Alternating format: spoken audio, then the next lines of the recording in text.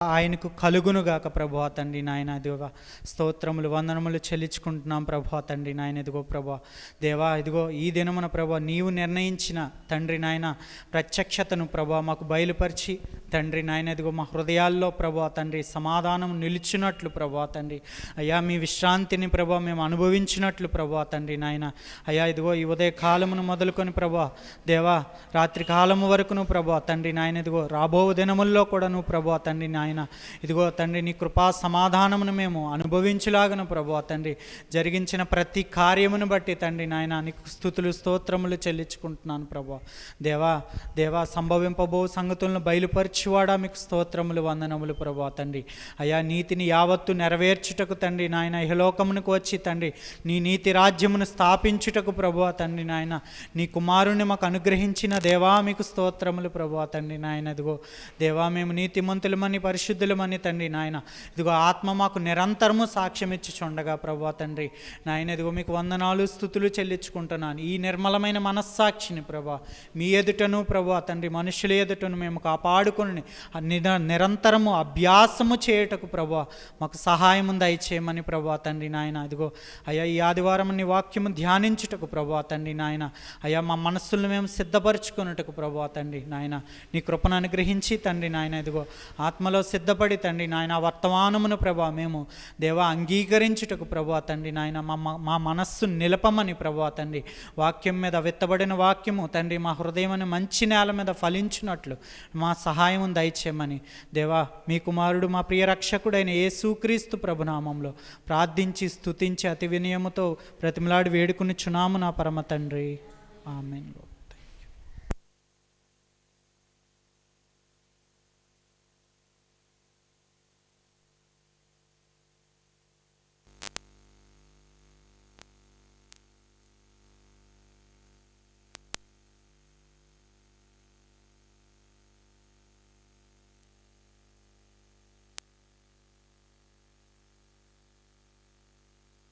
Hello check. Hello.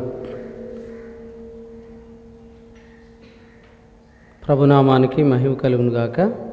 తగ్గించు, ఇంకా తగ్గించు.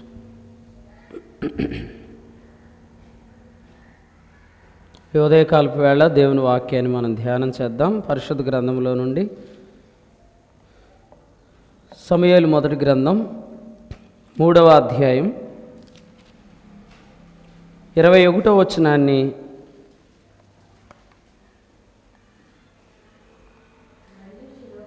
చదువుదాం. మరియు షిలోహులో యెహోవా మరలా దర్శనమిచ్చుచుండెను. షిలోహులో యెహోవా తన వాక్కు చేత సమూయేలునకు ప్రత్యక్షమగుచు వచ్చాను. సమూయేలు మాట ఇశ్రాయేలీలందరిలో వెల్లడి అయ్యెను. మొదటి వచనం చదువుదాం. బాలుడైన సమూయేలు ఏలీ ఎదుట యెహోవాకు పరిచర్య చేయుచుండెను. ఆ దినములలో యెహోవా వాక్కు ప్రత్యక్షమగుట అరుదు, ప్రత్యక్షము తరచుగా తటస్థించుట్లేదు. ఆ కాలమందు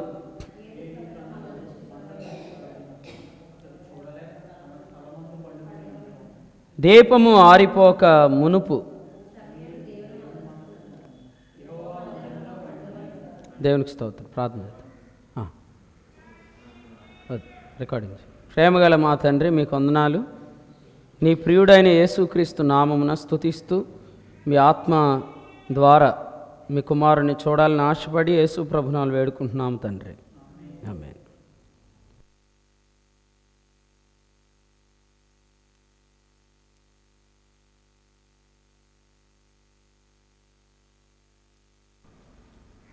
మనం చదువుకున్న వాక్యంలో 3వ అధ్యాయము 21వ వచనాన్ని మనం చూస్తున్నప్పుడు షిలోహులో యెహోవా మరలా దర్శనమిస్తున్నాడు అనే మాట చూస్తున్నాం.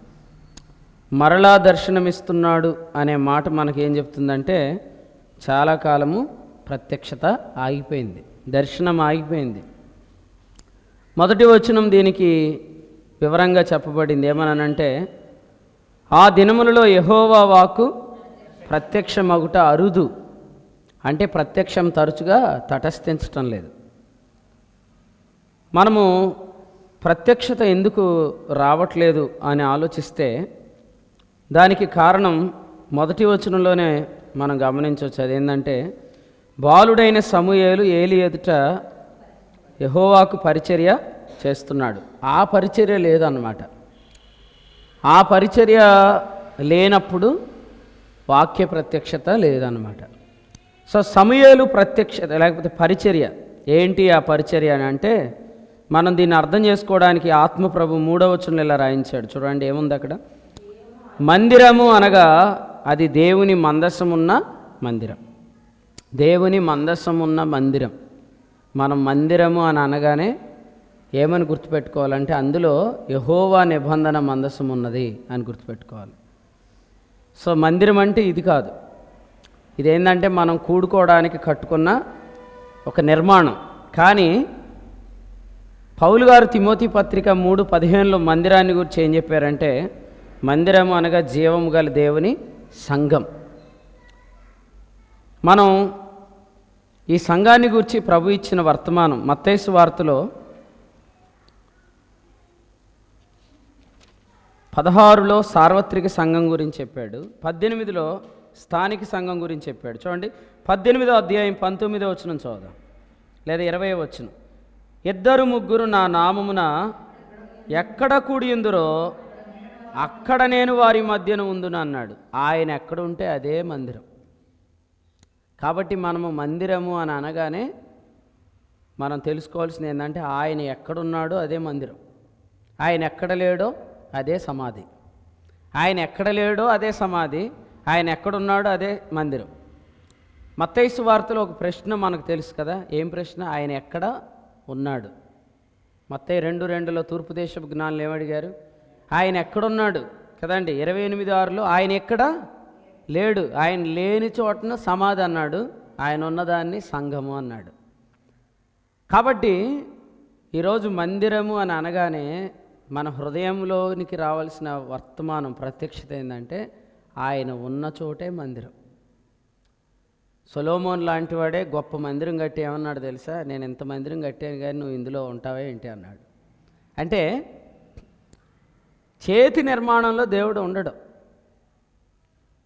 అందుకనే మనమందరం కూడా ఇక్కడ మందిరము అనగా ఏమంటే, యేసుక్రీస్తు నామమున కూడి ఉన్నవారు వారు కూడుకొని ఉంటుండగా వారి మధ్యలో ఆయన ఉంటే అది మందిరం, ఆయన లేకపోతే అది సమాధే. కాబట్టి ఇప్పుడు సమాధుల తోటలు వాస్తవంగా ఎక్కడ ఉంటాయి? ఊరికి వెలుపులో ఉంటాయి. కానీ ఇప్పుడు ఊరు లోపలే సమాధుల తోటలు ఉన్నాయి. సమాధుల తోటలు అంటే ఏంటంటే ఆయన లేని మందిరాలు, ఆయన లేని కూడికలు కదండి. లవోదిక సంఘంలో ఆయన లేడు. లవోదిక సంఘంలో ఆయన లేడు. వారందరూ ఆయన నామం పేరటే కూడుకున్నారు కానీ వారి మధ్యలో ఆయన లేడు. ఎందుకు లేడంటే వారు ఆయనను త్రోసేశారు. అందుకనే ప్రభు ఏమంటాడు? ఎవడైనా నా స్వరం విని తలుపు తీసిన ఎడల అంటాడు, ప్రకటన 3:20. మంచిది. కాబట్టి దేవుని మందిరము అనగానే మనకు అర్థం కావాల్సింది ఏంటంటే, ఆయన ఉన్న స్థలం. అందుకనే చూడండి, మందిరానికి మొట్టమొదటి నిర్వచనం చెప్పినవాడు బైబిల్లో ఎవరంటే యాకోబే. ఆదికాండము 28వ అధ్యాయం చూడండి. ఆదికాండం 28వ అధ్యాయంలో మందిరానికి ఆయన ఇచ్చిన నిర్వచనం చూద్దాం. వచనం 16 చదువుదాం.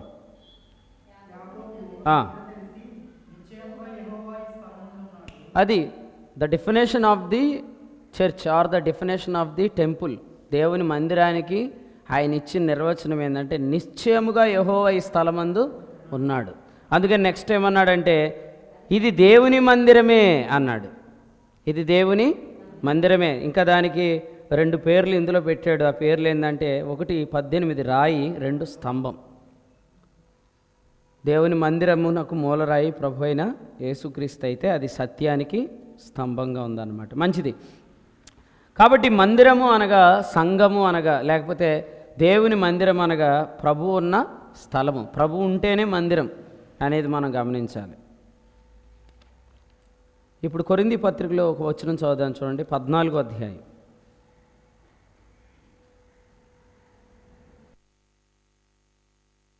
కొరింథీయులకు రాసిన మొదటి పత్రిక 14:25 చదువుదాం. ఇందువలన దేవుడు నిజముగా మీలో ఉన్నాడని ప్రచురం చేయబడాలి. అది మనం కూడి వచ్చినప్పుడు ఒక అవిశ్వాస అయినా ఉపదేశం పొందనోడైనా వచ్చి అతను ప్రచురం చేయాలి. ఏమనంటే నిజంగా దేవుడు మీ మధ్యలో ఉన్నాడు అని చెప్పాలి. అలా చెప్తేనే అది దేవుని మందిరం. మనం ఇప్పుడు ఇక్కడే కూడుకుంటాం, వచ్చే ఆదివారం కూడా. ఎన్నిసార్లు ఇక్కడ కూడుకున్నా అది దేవుని మందిరం అనే పేరు ఎప్పుడు వస్తుందంటే మన మధ్యలో మన ప్రభు ఉన్నప్పుడే. మన ప్రభు మన మధ్యలో ఉండాలి, ఆయన మన మధ్య ఉండాలి. అందుకనే ఈ విషయాన్ని మనం ఆలోచన చేస్తున్నప్పుడు సమూయేలు గ్రంథంలో 3వ అధ్యాయంలో 3వ వచనాన్ని మనం చూస్తున్నప్పుడు అక్కడ ఏమనుందో చూడండి. మందిరము అనగానే ఏమని పెట్టుకోవాలో గుర్తు, నిబంధన మందసం ఉన్న స్థలమే మందిరం. ఇంకా చెప్పాలంటే ఆ నిబంధన మందసం యేసు ప్రభువే, యేసుక్రీస్తే ఆ నిబంధన మందసం అన్నమాట. ఎందుకంటే ఆ మందసములో ఉన్న 10 ఆజ్ఞలు, దానిపైన ఉన్న కరుణాపీఠం మనకేం చెప్తుందంటే ఆయన ధర్మశాస్త్రాన్ని సమాప్తం చేశాడు, ఆయన క్రొత్త నిబంధనను స్థాపించాడు. ఆ మందసంలో ఉన్న 10 కమాండ్మెంట్స్ ఏం చెప్తున్నాయి? ఆయన ధర్మశాస్త్రానికి సమాప్తి.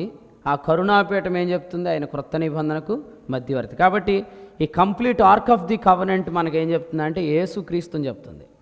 అందుకనే ఇక్కడ మందిరము అనగానే మనం ఏమర్థం చేసుకోవాలంటే నిబంధన మందసం ఉన్న మందిరం అనే మాట, స్థలం అనే మాట మనం చూడాలి. రైట్.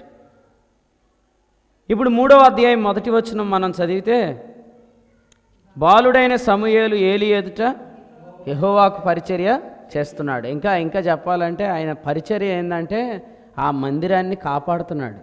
ఇంకా చెప్పాలంటే ఆ మందసాన్ని కాపాడుతున్నాడు. ఆ దినాల్లో 4వ అధ్యాయం చూడండి ఏం జరిగిందో. 4వ అధ్యాయం వచ్చిన 21 చదువుదాం. మందస్సం ఏమైందంట? పట్టబడింది. మందస్సం పట్టబడింది. ఇంకా చెప్పాలంటే మందసము కాపాడబడలేదు. మందసాన్ని ఎవరు కాపాడలేదు అంటే అక్కడ ఇంకొక 2 ఉన్నారు. సమూయేలు ఉన్నాడు. సమూయేలు ఉన్న దినాల్లోనే మరి దేవుడు ఒక మాట చెప్పాడు కదా, 2వ అధ్యాయంలో ఏమన్నాడు? 29 లాస్ట్ లైన్ చదివేయండి. నాకంటే నీ కుమారులని నీవు. ఇప్పుడు వాస్తవంగా అక్కడ సమూయేలు ఉన్నాడు, 2 ఏలీ గారికి 2 పిల్లలు ఉన్నారు కదండి. ఇప్పుడు ప్రయారిటీ ఎవరికి ఉంటుంది? వాళ్ళ పిల్లలకే ఉంటుంది, హోప్ని ఫినెహాసులుగా ఉంటుంది. అందుకని ఈయన రాత్రంతా అక్కడ పండుకొని మందసాన్ని కాపాడుతున్నా ఉదయం అయినప్పటికి మళ్ళీ ఛార్జ్లోకి ఎవరు వచ్చేస్తున్నారు? వీళ్ళిద్దరూ వచ్చేసారు చూడండి. అందుకని ఇక్కడ మనం చూస్తుంది ఏంటంటే నాకంటే నీ కుమారులను నీవు గొప్ప చేస్తున్నావు అనే మాట దగ్గర మనకేం గుర్తొస్తుంది? నేను నియమించిన సమూయేలు కంటే నువ్వు నీ కుమారులనే గొప్ప చేస్తున్నావు. అది మనం ఇక్కడ ఆలోచన చేస్తున్నాం. అయినా కూడా దేవుని చిత్తమే మరి స్థిరపరచబడింది. మనం గమనించినట్లయితే ఈ హోప్ని ఫినెహాసులు మందసాన్ని సరిగ్గా కాపాడలేరు అన్నమాట. అందుకని వారి చేతిలో నుంచి ఏమైంది? అది ఫిలిస్తీన్లు పట్టుకొని వెళ్ళిపోయారు. ఆ సందర్భంలో ఒకసారి మీరు చూడండి, సమూయేలు గ్రంథం 4వ అధ్యాయము 5వ వచనం చదువుదాం.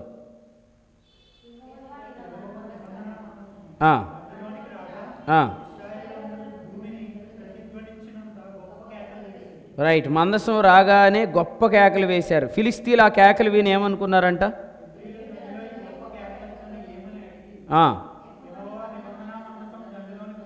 మందసం వచ్చిందని తెలుసుకొని 7 ఏముంది? జడిసి దేవుడు వచ్చాడు అనుకున్నారంట. వచ్చారు అనుకున్నారని రాశాడంటే అర్థం ఏంటి? రాలేదు కదా. అంటే ఇలా చెప్తాను, ఈరోజు చాలామంది మోడల్ కాపీ కొడుతున్నారు, కానీ లైఫ్ లేదు అక్కడ. వీళ్ళు కూడా ఎవరు? ఓకే, నిబంధన మందసం ఈజ్ ఈక్వల్ టు దేవుడు. సో మనం నిబంధన మందసం తెచ్చేస్తే ఖచ్చితంగా దేవుడు మన మధ్యలో ఉంటాడు అని అనుకున్నారన్నమాట. కానీ మీరు అక్కడ గమనించాల్సింది ఏంటంటే ఆ రోజు మందసం దగ్గర ఎవరున్నారు? హోప్ని ఫినెహాసులు ఉన్నారు. వాళ్ళు ఆ మందసాన్ని సరిగ్గా కాపాడేవారు కాదు. కాబట్టి ఆ రోజు నిబంధన మందసం అయితే వచ్చింది, కానీ దేవుడు రాలే. సో అందుకనే మనము మందిరాల్లో ఇప్పుడు అన్ని మోడల్స్ చూస్తున్నాం. ప్యాటర్న్ అంటారు.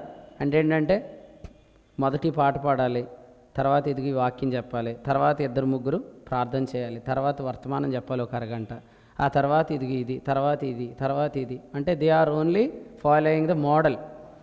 కానీ అందులో జీవం లేదన్నమాట. జీవం లేని చోట మోడల్ ఉంటే మోడల్ చూసి దేవుడు ఉన్నాడని అనుకుంటున్నారు ప్రజలు. అందుకని ఇక్కడ ఏం జరిగిందంటే మొదటి వచనం చూడండి.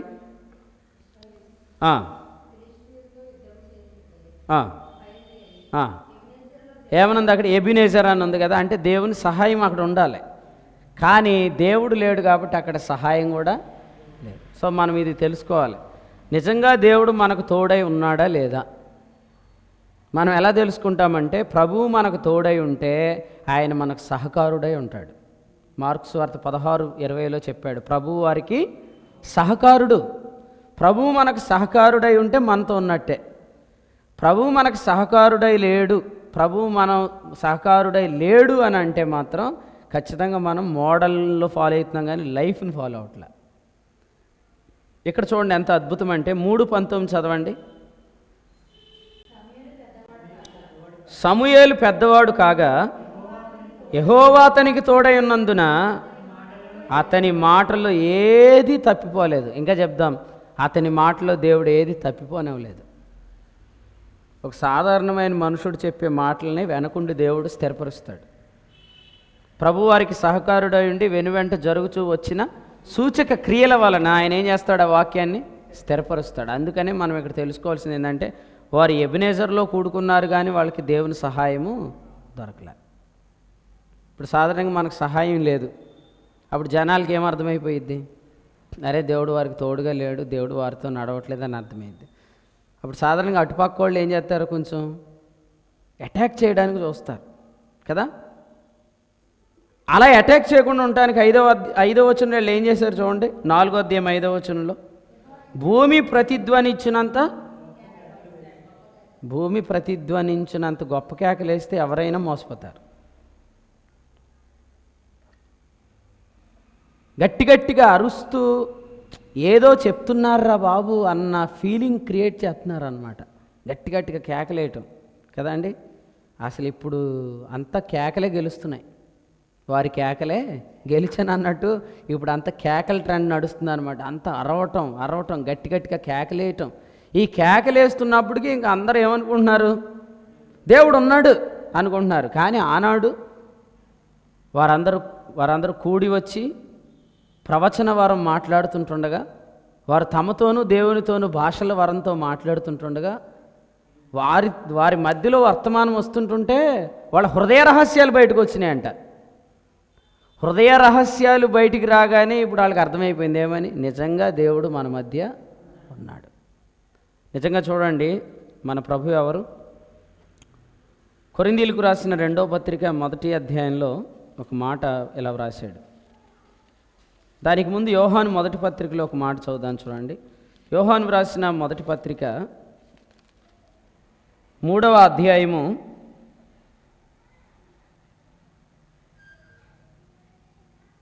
19-20 వచనాల్లో మన దేవుడు ఎవరైనా చదవండి. అక్కడ 2వ లైన్లో దేవుడు మన హృదయము కంటే అధికుడు. దేవుడు హృదయము కంటే అధికుడు. అందుకని ఇక్కడ కొరింథీ 2వ పత్రికలో 1వ అధ్యాయంలో ఇలా చెప్పాడు చూడండి. కొరింథీయులకు రాసిన 2వ పత్రిక 1వ అధ్యాయము 3 చదువుదాం.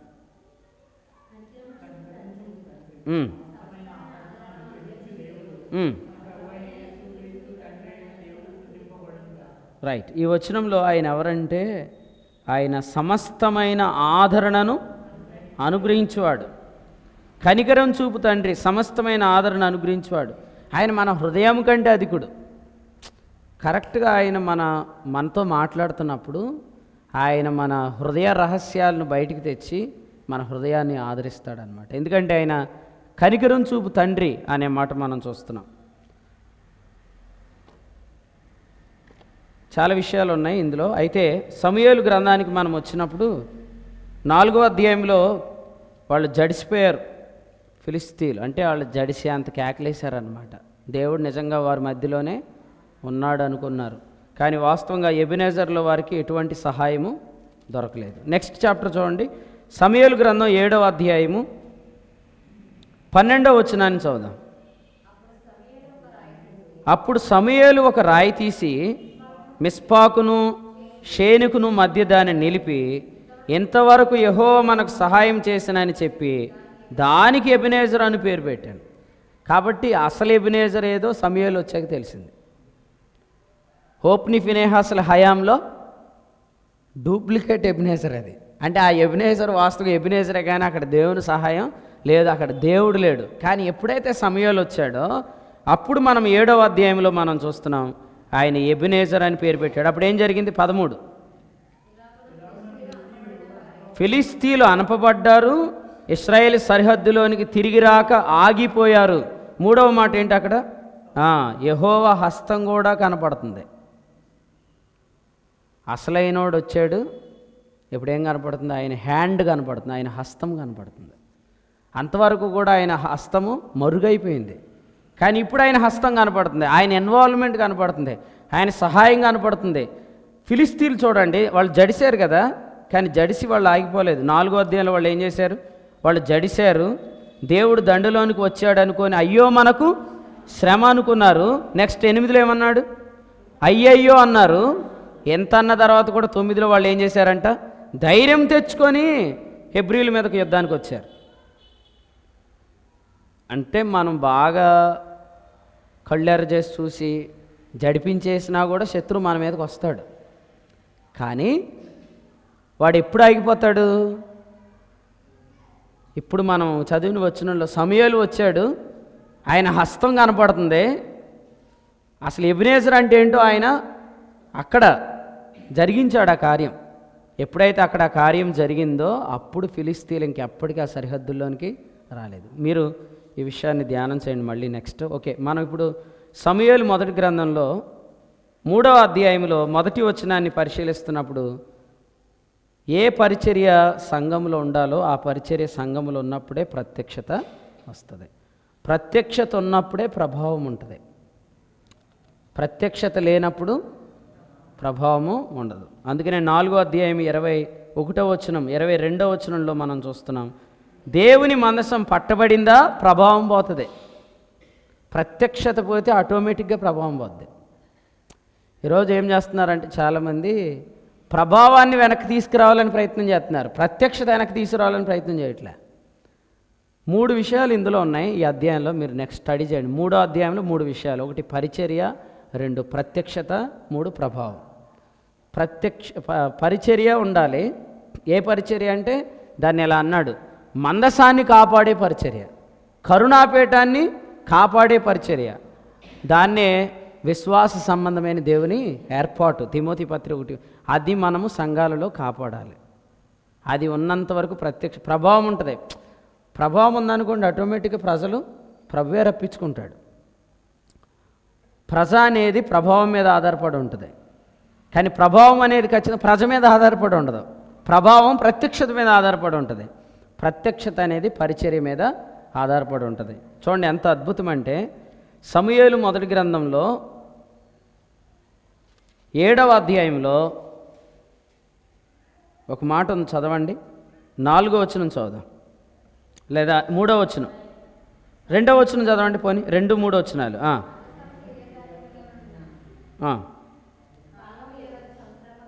ఓకే, ఇశ్రాయేలీలందరూ, ఆ మాట పట్టుకోండి. ఇశ్రాయేలీలందరూ అందరూ కదండి, ఒక గోత్రం కాదు, ఒక ప్రజ కాదు, కంప్లీట్ ఇశ్రాయేలీలందరూ దేవుని వైపు తిరుగుతున్నారు. ఇప్పుడు 3వ వచనంలో కూడా చెప్పాడు ఏమని? సమూయేలు ఇశ్రాయేలీలందరితో అనే మాట చూస్తున్నాం. అంటే ప్రజలందరూ దేవుని వైపు తిరగాలి అంటే, ప్రజలందరూ దేవుని వద్దకు రావాలంటే మనం ఏం తీసుకురావాలి?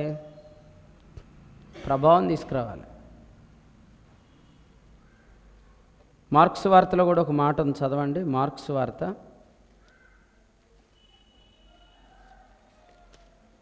5వ అధ్యాయం, మార్క్స్ వార్త 5వ అధ్యాయం వచనం 31.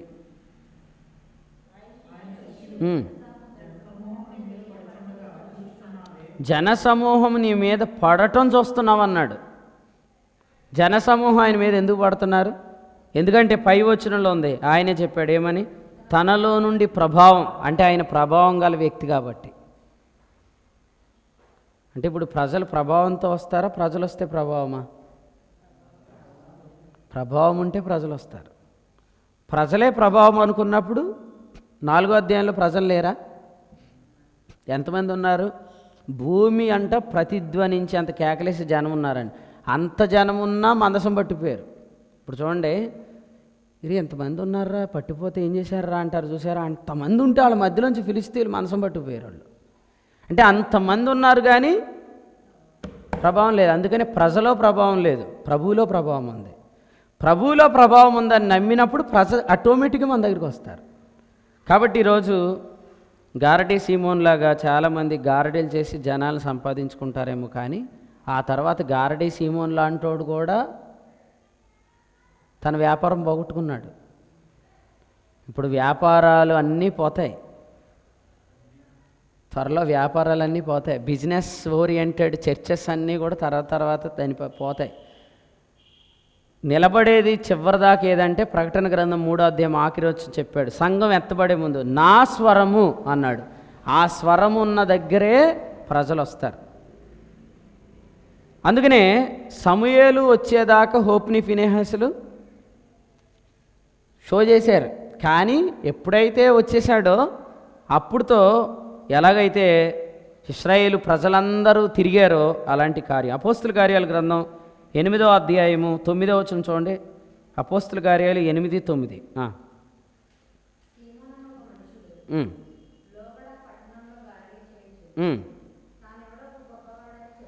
తానెవడో ఒక గొప్పవాడని చెప్పేసుకొని సమరయ జనులందరినీ విభ్రాంతి పరిచాడు. కాబట్టి కొద్దివాడు మొదలుకొని గొప్పవాని వరకు అందరూ దైవ మహాశక్తి వీడే అనుకున్నారంట, అతను లక్ష్య పెట్టారంట. అంటే ఏ రకంగా వాడు పబ్లిసిటీ ఇచ్చుకున్నాడు చూడండి. ఇక దైవశక్తి అంటే వీడే అని వాడు చుట్టూ ప్రజలందరూ చేరారు. అయితే 11లో ఏముంది? అతడు బహుకాలము గారడీలు చేశాడు. బహుకాలం దేవుడు ఏమిచ్చాడు?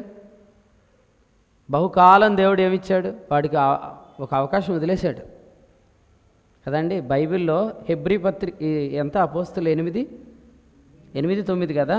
ఎగ్జాక్ట్గా మీరు హెబ్రీ 8:9 చదవండి, లేదా 9:8 చదవండి. హెబ్రీ పత్రిక 9:8.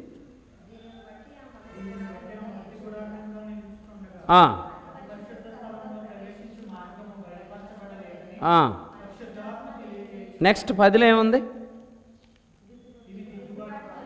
వచ్చే వరకు విధించబడింది. విధించింది దేవుడే.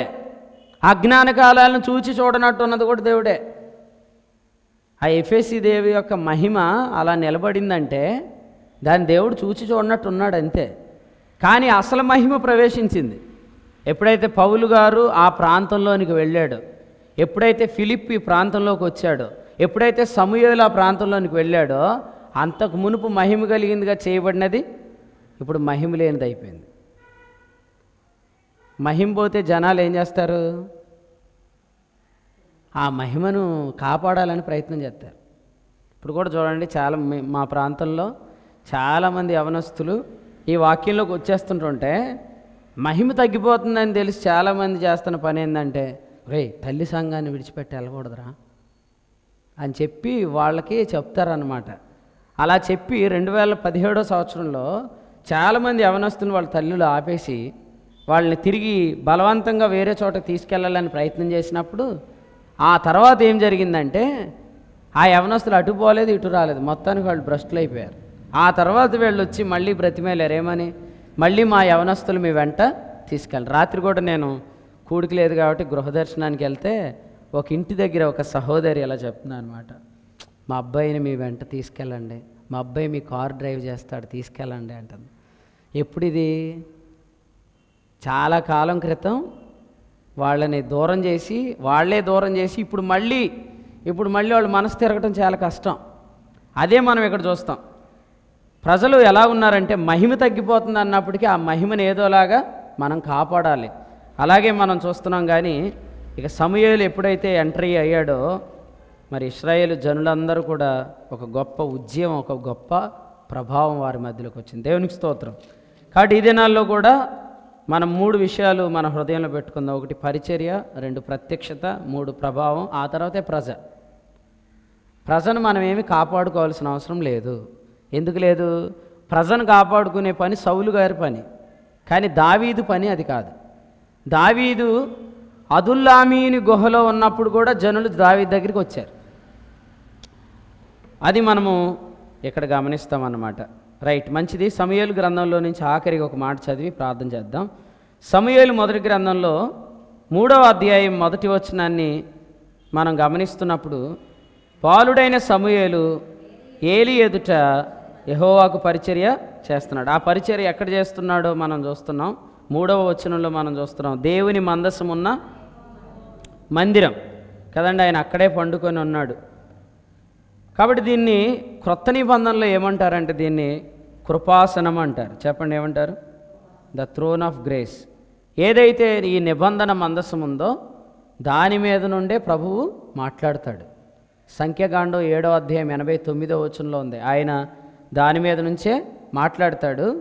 దానిని ఇంకో మాటలు ఏమంటారంటే సమయోచితమైన సహాయం.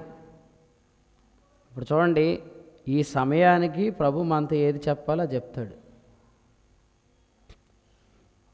ఈ సమయానికి ఏం చెప్పాలో అది ప్రభు మనకు చెప్తాడు. అందుకని దీన్ని ఏమంటారు? కృపాసనం. ఇక్కడ ఏమి వస్తుంది? సమయోచితమైన సహాయం వస్తుంది అన్నమాట. రెండవ వచనం చూడండి. 2వ వచనంలో ఏముంది? ఏలీ కన్నులు కదా. 3వది దీపం కదా. దీపం అన్నా కన్ను అన్నా ఒకటే. మన దేహానికి దీపం ఏది? కన్నే. ఇంకో మాట, నరుని ఆత్మ యెహోవా పెట్టిన దీపం. అంటే ఇప్పుడు 3 విషయాలు ఇక్కడ.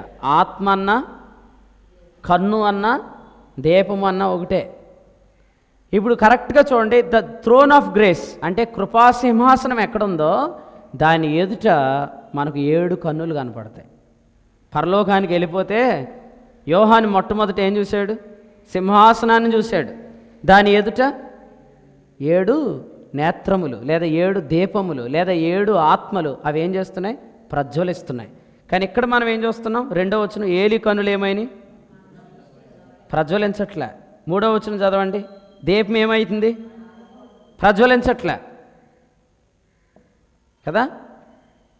కానీ సమూయేలు పుట్టిన తర్వాత మరలా కన్నులు ప్రజ్వలించాయి, మళ్ళీ ఆ దీపము ప్రజ్వలించింది. అందుకనే మనము సమూయేలు గ్రంథంలో మనం గమనించేది ఏంటంటే, ఏలీ కన్నులు మందదృష్టి కలిగి ఉండొచ్చు కానీ దీపం ఆరిపోవచ్చు, కానీ ఆరిపోయే ముందు దేవుడు కరెక్ట్గా సమూయేలు లేపాడు. అంటే ఒక విధంగా చెప్పాలంటే ఇంకా మొత్తం పూర్తిగా అయిపోయిందిరా బాబు, అయిపోయింది ఇంకా అయిపోయింది ఛాన్స్ అన్న టైంలో దేవుడు ఒక రివైవల్ని తీసుకుని సమూయేలును లేపాడు అనమాట. ఎందుకంటే ఆయన గురించి రాయబడింది, ఆయన నలిగిన రెల్లును విరవడు, అవిసనార దీపమును ఆయన ఆర్పడు. కాబట్టి ఇక ఛాన్స్ అయిపోయింది అని అందరూ అనుకుంటున్న టైంలో ఆయన నలిగిన రెల్లును విరవకుండా, ఆ దీపమును ఆరిపోకుండా దేవుడు లేపాడు. ఎవరు ఎక్స్పెక్ట్ చేయలే. ఎందుకు ఎక్స్పెక్ట్ చేయలేదంటే ఈయన ఏలీ కుటుంబంలో పుట్టలే. కొన్నిసార్లు మనం ఏం చేస్తామంటే ఎస్తేరు 4:14 ఉన్నట్టు మనం చాలా విషయాల్లో ఉండాలి, కానీ మనం సహాయం చేయం. అప్పుడు దేవుడు వేరొక చోట నుంచి సహాయాన్ని తీసుకొని వస్తాడు. ఎగ్జాక్ట్గా దేవునికి వెళ్ళి చాలా సహకరించాలి. ఎందుకంటే ఈ కుటుంబానికి దేవుడు ఒక మంచి ఆధిక్యతనిచ్చాడు. 2వ అధ్యాయం 36లో మనం చూస్తే ఇక్కడ ఏమనుందంటే 2వ అధ్యాయం 36లో నీ ఇంటి వారు అనే పదం ఉంది. చాలు. అంటే దేవుడు వాస్తవంగా వాళ్ళ ఇంటి వారిని ఏర్పరచుకున్నాడు. కానీ ఆ ఇంటి వారిలో వాళ్ళు సహకరించలేదు కాబట్టి దేవుడు మరొక ఇంటిలో నుంచి ఒక అబ్బాయిని తీసుకొని వచ్చాడు. ఆయనే సమూయేలును తీసుకొని వచ్చాడు. ఈ సమూయేలు దినాల్లో ఈ కన్నులు మళ్ళీ ప్రజ్వలించాయి, ఈ దీపం మరలా ప్రజ్వలించింది. కన్ను మందగించటం అంటే ఏంటి? అది ఒకసారి చదువుదాం, ఆగిపోదాం. చూడండి, మొదటి అధ్యాయము వచనం 14 లేదా 13 చదవండి. ఉమ్. ఆ. అంటే ఏలి కన్నులు మందగించినాయి అంటే ఆయనకి ఆమె మత్తురాలా కనపడిందంట. ఎవరు? హన్న కదా. ఇప్పుడు అందరికీ కృప ఎలా కనపడుతుంది? ఇదొక మత్తు కదండి. యేసు ప్రభు ఏమని పేరు పెట్టాడు దీనికి? క్రొత్త ద్రాక్షారసం అని పేరు పెట్టాడు. కానీ అపోస్తల కార్యాలు 2లో వారేం పేరు పెట్టారు? క్రొత్త మద్యం. అంటే ఆయన రసం అనేది ఇప్పుడు కొంతమందికి ఎలా ఉంది? రసానికి మద్యానికి తేడా ఉందా లేదా? రసం తాగితే ఆనందం, మద్యం తాగితే మత్తు. సో మనం దేనినైతే గ్రేస్ అంటున్నామో దాన్ని కొంతమంది ఏమంటున్నారంటే లైసెన్స్ అంటున్నారు. దేన్ని మనం కృప అంటున్నామో కొందరు దాన్ని ఏమంటున్నారు? విచ్చలవిడితనం అంటున్నారు, విపరీత కృప అంటున్నారు. అంటే ఇప్పుడు వాళ్ళ కన్నులు ఏమైనట్టు? మందగించినాయి. వారి కన్నులు మందగించినాయి. ఎందుకు మందగించినాయి అంటే ఇక్కడ మనం చూస్తున్నాం, వాళ్ళు కృపను మత్తు అనుకుంటున్నారు అనమాట. కానీ ఆ దినాల్లో అది అలా ఉంది. ఆఖరికి ఇది చదవండి, అపోస్తల కార్యముల గ్రంథం 11వ అధ్యాయం చూడండి. అపోస్తల కార్యముల గ్రంథం 11:23 చదవండి.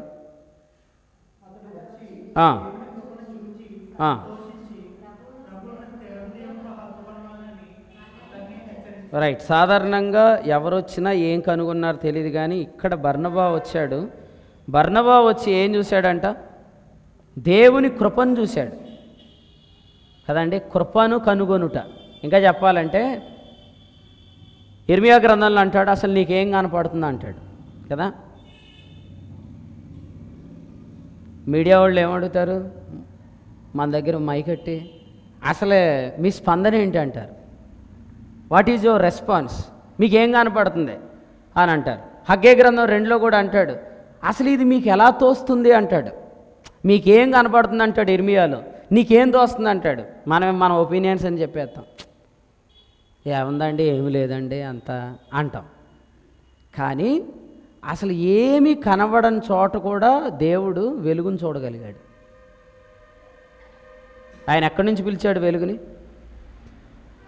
అంధకారంలో నుండి పిలిచాడు. మనల్ని ఇక్కడ తీసుకొచ్చింది ఎందుకంటే అందరిలాంటి ఒపీనియన్స్ చెప్తామని కాదు. ఆయన ఏం చెప్పాడో అది మనం చెప్పాలి. మనం ఏం చెప్పామో అది జరిగిద్ది అక్కడ. అంధకారంలో నుండి వెలుగు కలుగును గాక అన్నాడంటే దేవుని దృష్టికి ఎంత కనపడింది వెలుగు? 0. కానీ దేవుడు కనపడని దాన్ని పిలిచాడు. ఎందుకంటే పిలిచింది అక్కడ జరిగింది. సేమ్ మనం కూడా మనకు కనిపించేది మాట్లాడకూడదు. దేవుడు మనల్ని ప్రేరేపిస్తుందే మాట్లాడాలి. బర్నబాస్ అక్కడికి వచ్చాడు, అంత్యోక్య సంఘానికి వచ్చాడు. ఆయన ఫస్ట్ విజిట్ చేశాడు ఆ చర్చ్ని. ఆయన ఆ విజిట్ చేయగానే ఆయన ఫస్ట్ చెప్పింది ఏంటంటే, ఐఎమ్ ఫైండింగ్ గ్రేస్ హియర్. నేను ఇక్కడ కృపను కనుగొన్నాను, నేను కృపను చూస్తున్నాను అన్నాడు. సాధారణంగా వచ్చినోడు వెంటనే వెళ్ళిపోతాడు కదా. కానీ అతడు 1 సంవత్సరం అక్కడ ఉన్నాడు. ఉండి అంత్యోక్యలో శిష్యులు క్రైస్తవులని పిలువబడేంత పరిచర్య చేశాడు. సో అలా మనం కూడా, మనకి ఇప్పుడు అందరూ చూస్తుందే మనం చూసి అందరికి కనపడుతుందే మనకు కనపడితే మనం వీక్ అయిపోతాం, మనం ఏమీ చేయలేం. కానీ దేవునికి ఏది కనపడుతుందో అది మనకు కనపడాలి, అది మనం మాట్లాడాలి. అది మనం మాట్లాడినప్పుడు అక్కడ మనం ఓపికతో పనిచేస్తాం.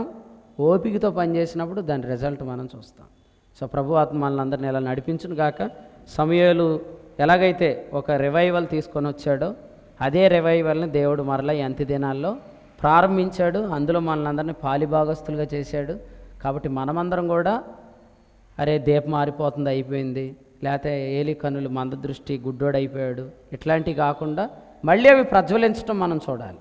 మళ్ళీ అది ప్రజ్వలిస్తుందని మనము నిరీక్షించాలి. ప్రేమగల మా తండ్రి, మీకు వందనాలు. మా దినాల్లో మీరు ప్రారంభించిన ఒక బలమైన ఉజ్జీవాన్ని బట్టి స్తోత్రాలు. ఈ అంత్యకాల నాయన ఉజ్జీవంలో, ప్రభావంలో పాలివారముగా మమ్మల్ని ఉంచినందుకు మీ స్తోత్రాలు.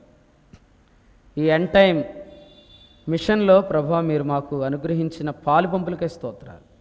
దేవుడు ఉన్నాడు అనుకొని జడిసి మీదకొచ్చిన వారి వలె కాకుండా, సరిహద్దుల్లోనికి రాకుండా అణపబడిన ఫిలిస్తీన్లను మేము చూచినట్లు కృపనిమ్మని, చచ్చిన ఐగుప్తీలను సముద్ర తీరం ఇశ్రాయేలు చూచినట్లుగా మా శత్రువులు నాయన మాకు అలాగో కనబడినట్లు మీరు మాకు అనుగ్రహించిన వెలుగుకై స్తోత్రం చెల్లిస్తున్నాం.